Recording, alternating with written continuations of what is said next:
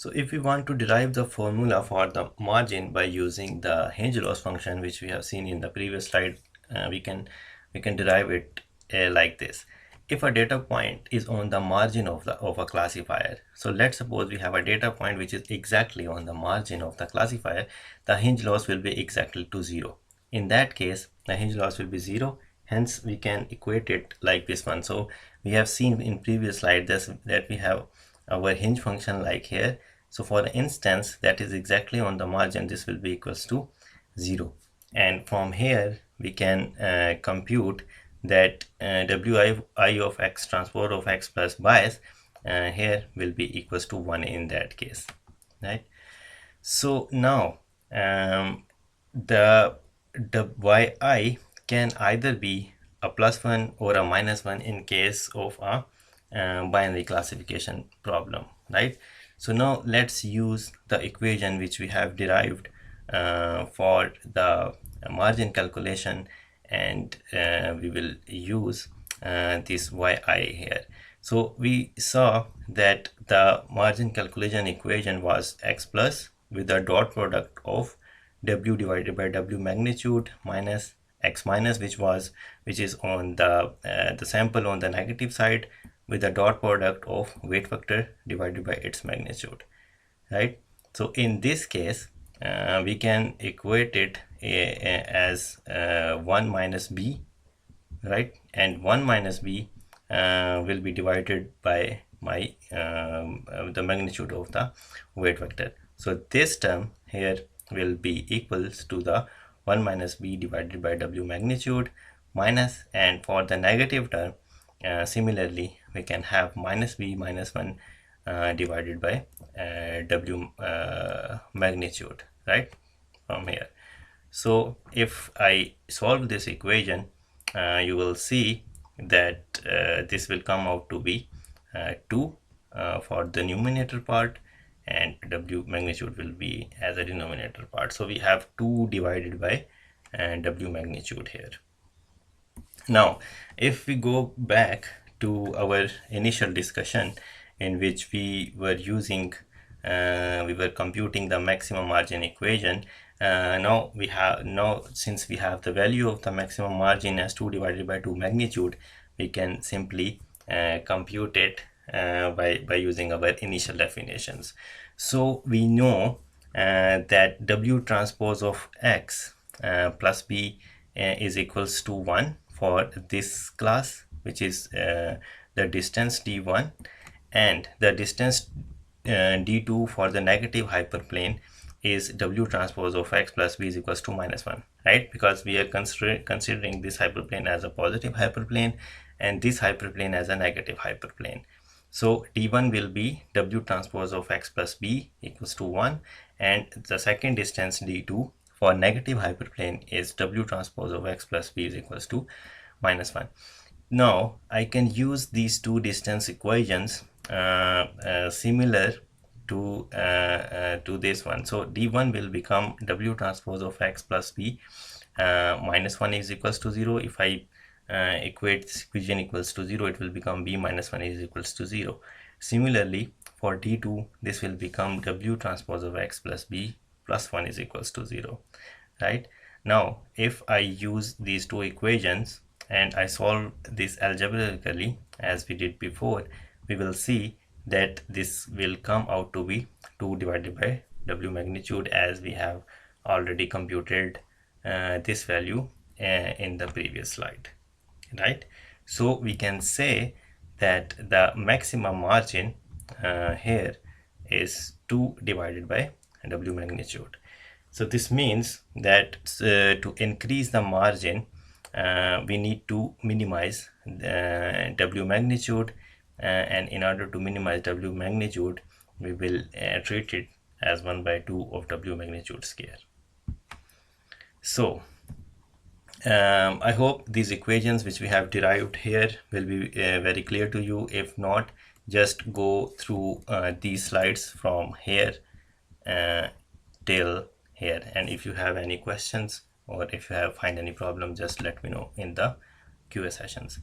Okay, So we have seen till now that we can use a support vector machine, and we can, on the basis of maximum margin concept, we can have a hyperplane which can very correctly classify two different linearly separable problems. Now let's move a little bit forward, and let's see a little bit more complex situation in which we don't have a data set which is linearly separable. So what about the data points which are not linearly separable, which, as you can see in this figure, so you can see that I am unable to draw any hyperplane here which could successfully classify these two different sets of data. So now the question is how we can use support vector machine in order to classify this kind of problem.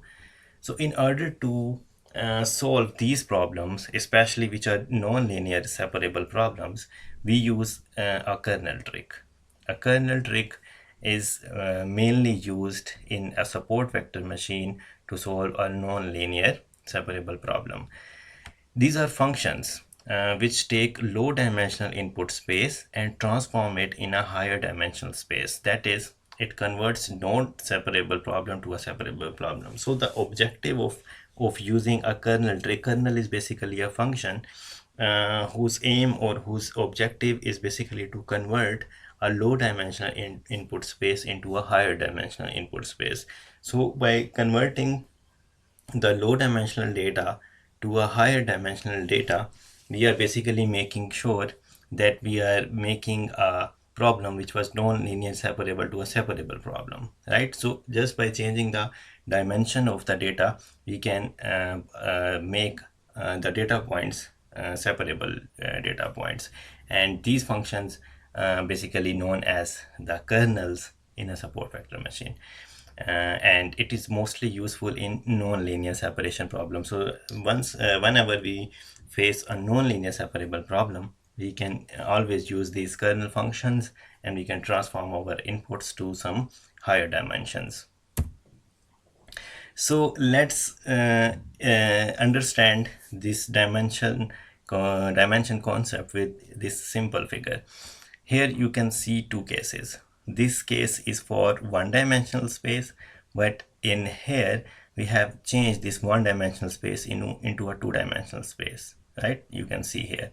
So you can consider it like this is a 1D signal, like a voice signal, or this can be act as an image because it is a two-dimensional component, so it has x and y, but this has only a x component. So in case one, where we have one-dimensional space, we have the points in one-dimensional plane, as you can see here, and also we can represent this line as a function of f of x is equals to x, because we have only x component here. And since we have here these points in the one-dimensional plane, so we are unable to draw a linear separable line which can separate these 2 points. So if I change this one-dimensional to two-dimensional like this one here, so in this case I have transformed my data set from 1D to 2D, number one thing, and we can represent this function f of x as x power 2, because now I have increased its dimension from 1 to 2. And now you can see that it is become possible for us to have a decision boundary like this one, and this decision boundary can now classify these data points into two different classes, right? So the purpose of explaining this here is that sometimes, or most of the times, it becomes impossible for us to have to separate data points if we are in a low dimensional space. So in order to resolve that problem, we basically move from a low dimensional space to a higher dimensional space, and we can make the data points separable. Similarly, if we further increase the dimension from 2 dimensions to 3 dimensions, then it can further help us to make the data points separable. For example, if we have some data points here which are already in 2D, and in two-dimensional space we are unable to draw a boundary which could classify them, then we can increase its dimension. So if I increase the dimension of these data points and I make their dimensional 3, so this data point will be converted from this one to this one, right? So you can see that in three-dimensional space, I can draw a hyperplane which can classify this set of data which was unable to be classified in 2 dimensions.